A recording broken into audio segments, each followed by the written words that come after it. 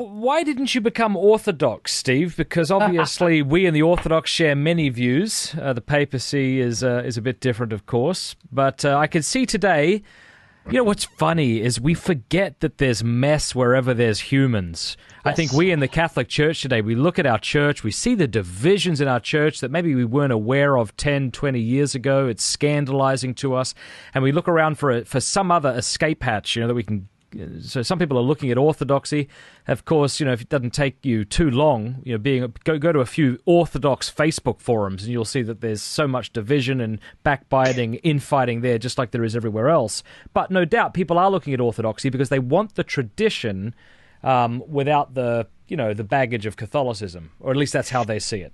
Oh, okay. I'm going to pull out another book here. I have a whole chapter in here, Crossing the Tiber. Awesome. Which means coming across the Tiber River to the Vatican, and it's my way of saying it's my conversion story. I have a whole chapter in there why I became Catholic and not Orthodox, because in my journey, my wife and I went to Orthodox classes for joining. We went to their series of classes and started going to their liturgy. They don't call it a mass, it's a divine liturgy. Right. Mainly because, for me, my mom and dad didn't know what Orthodoxy was.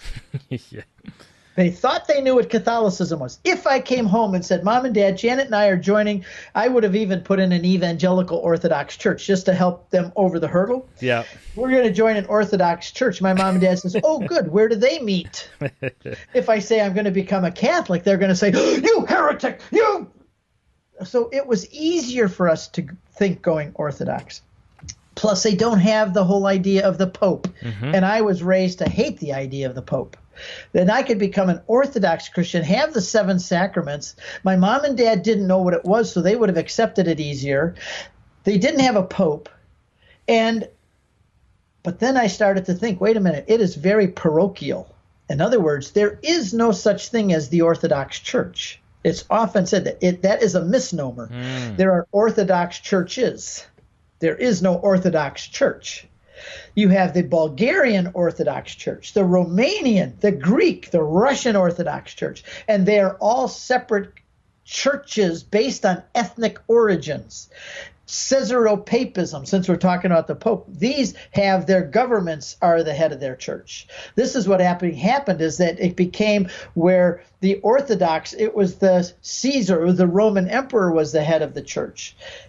It was Caesaropapism. The Caesar was the Pope in a sense. And so you had Rome, you have all of these different geographical areas, ethnical areas have their own Orthodox churches, but they're not an Orthodox church. They have no central Pope. They have in Constantinople what they call the ecumenical bishop, but he has no authority. He cannot say, okay, all the other patriarchs, we're going to get together and have a council. And in my book, Upon This Rock, I deal with all of the Orthodox main arguments against the Catholic Church. And I say that even the Orthodox themselves admit there's no authority within our tradition that has the authority to call another ecumenical council, and there could never be one at least for another 100 years. And they excommunicate each other. They disagree with each other. They can't even get together for a council. And they're ethnical. And they have not taken a strong stand on issues like divorce and remarriage. In Orthodox, you can divorce 3 times and still get remarried, but only 3 times. Well, why 3? Why not 4? Who says 3? The abortion is not held to like we do, as strongly as we do. I think most Orthodox would be against it, but they don't have the dogmatic teaching like we do about things. They want to leave things in this. Contraception would be another idea, another issue. Yeah. Exactly. So I realized early on that the Orthodox, they may know how to dress better at church. They do. Know how to. Their churches are far more beautiful than our churches. Yep. They still sing those beautiful chants. I go to a Byzantine Catholic church. We've been going there for the last 5 years. So I'm with you, man. Exactly. It's beautiful. And they still have the reverence for the liturgy, and they don't have all this liberal nonsense. And we don't sing these entrance songs like, gather us in, the lost and the lonely. Right. I mean, totally. That's what's so difficult. Suppose you're like, okay, I'm open to Christianity, and you go to the Orthodox Church and you see that beauty, then you go and hear that song. You're like, there's no way I would join this. I know. Yeah. I know. And so what people out there, evangelicals listening to us right now, we have had very good popes and we've had very bad popes. We've had very good people and we've had very bad people. We've done and said stupid, wrong, evil things, because not only is this a divine institution, it's also a human institution. And I told my wife, Janet, even if the church was perfect today, as soon as I join it, it's not going to be perfect anymore, because I know me. Mm-hmm. And I joined a church knowing it was a hospital for sinners. That's why I'm here. Mm-hmm. And we may have lost some of our beautiful tradition in the churches today, but it's still the church. It's still the sacraments. And whether it's the Byzantine rite, and people should know that these other rites, the Melkite rite and the Byzantine rites, they're all still under the authority and unity of the chair of Peter. Mm.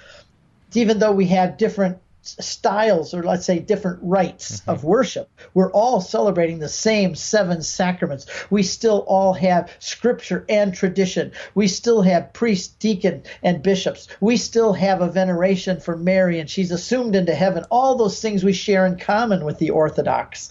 But the big difference was they refused to accept the authority of the Bishop of Rome and the filioque, which is another issue, which I don't really think was an issue. It was That's interesting. Excuse. Yeah.